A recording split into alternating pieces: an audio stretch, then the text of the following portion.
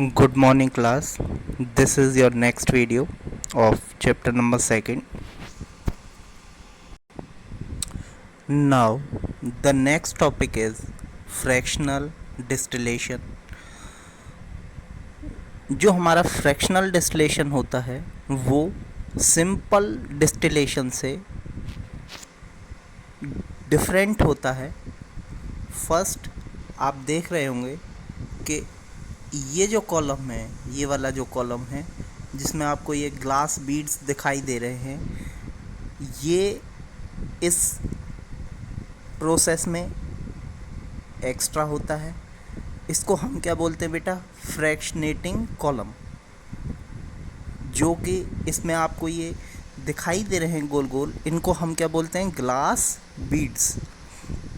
और second, fractional distillation हम तब यूज़ करते हैं जब दो मिसिबल लिक्विड का जो टेम्परेचर डिफरेंस होता है वो 25 डिग्री सेल्सियस से कम होता है।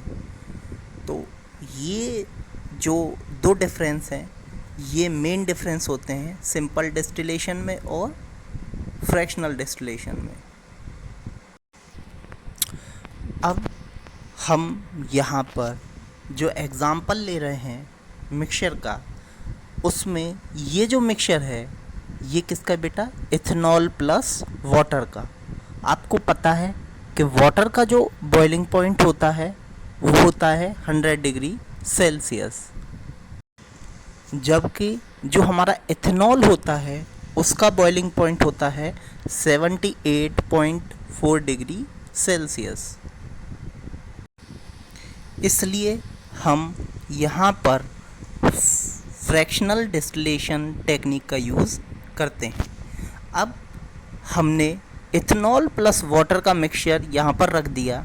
जैसे ही हम इसे गर्म करना स्टार्ट करेंगे तो जो हमारा मिक्सचर है वो इवेपोरेट होके ऊपर उठना शुरू कर देगा।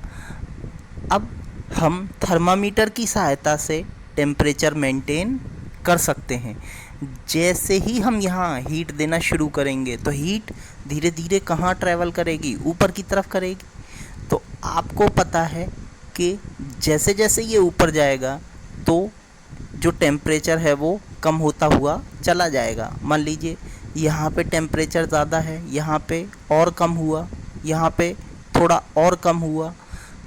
क्यों? क्योंकि इनके बीच का जो डिस्टेंस है वो ज़्यादा होता जा रहा है।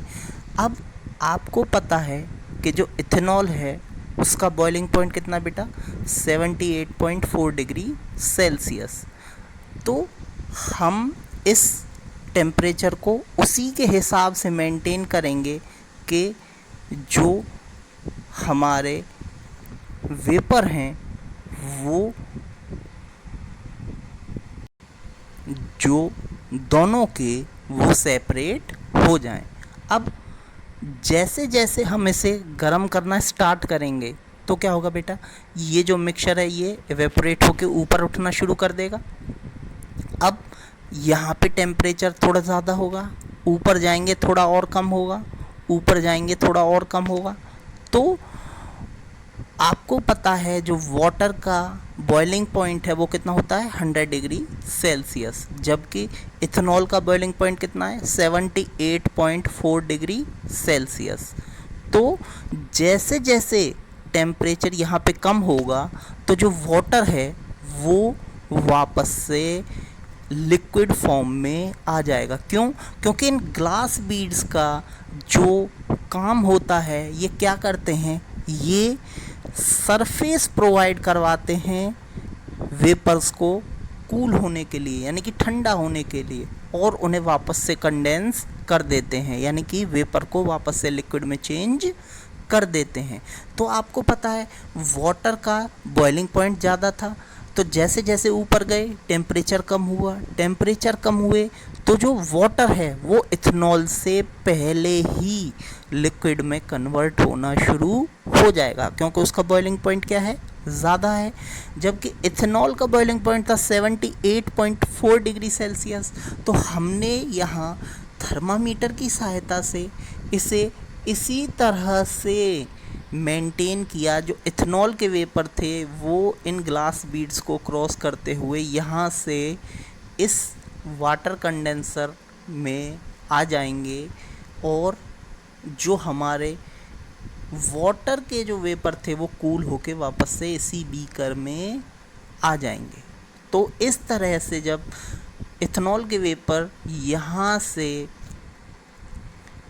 आएंगे तो वाटर कंडेंसर के थ्रू क्या होगा बेटा, उन्हें ठंडा कर लिया जाएगा और यहाँ पे जो हमारा इथेनॉल है वो इकट्ठा हो जाएगा। यहाँ पे हम इथेनॉल को कलेक्ट कर लेंगे और इसको हम तब तक गर्म करेंगे जब तक कि जो हमारा मिक्सचर है वो सेपरेट ना हो जाए। इस प्रोसेस के अगर हम एप्लीकेशन की बात करते हैं तो जब हम डिफरेंट गैसेस को सेपरेट करते हैं एयर से तब भी हम फ्रैक्शनल डिस्टिलेशन का यूज़ करते हैं, जो कि आप आगे पढ़ेंगे। जबकि जो हमारा क्रूड ऑयल होता है यानी कि जो हमारा पेट्रोलियम होता है उसको भी डिफरेंट कंपोनेंट में सेपरेट करने के लिए हम इसी टेक्निक का यूज़ करते हैं। यहाँ पर आप देखिए, ये हमारा जो क्रूड ऑयल होता है ये उसका फ्रैक्शनल डिस्टिलेशन है। यहाँ पे आप देख रहे हैं कि डिफरेंट टेम्परेचर्स आपको दिए हुए हैं।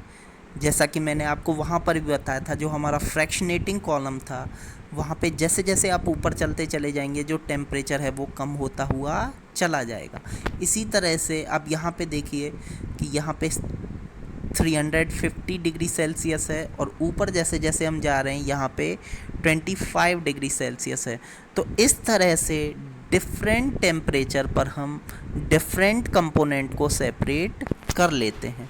यहाँ पे देखिए, जैसे कि हमने क्रूड ऑयल जो है वो यहाँ पे इन हुआ, यहाँ पे हमने उसे गर्म करना स्टार्ट किया और जैसे जैसे हम उसे गर्म करते जाते हैं तो देखिए जैसे कि 300 to 350 के बीच में हमें लुब्रिकेटिंग ऑयल मिल रहा है। यहाँ पे जो टेम्परेचर ज़्यादा है यहाँ पे हमें बिटुमिन मिल रहा है, यहाँ पे हमें फ्यूल ऑयल मिला है, यहाँ पे हमें डीजल मिला है। तो इस तरह से हम with the help of fractional distillation we can separate the mixture into its components easily. और इस तरह से हम फ्रैक्शनल डिस्टिलेशन की सहायता से क्रूड ऑयल का जो सेपरेशन है उसके कंपोनेंट्स में कर देते हैं।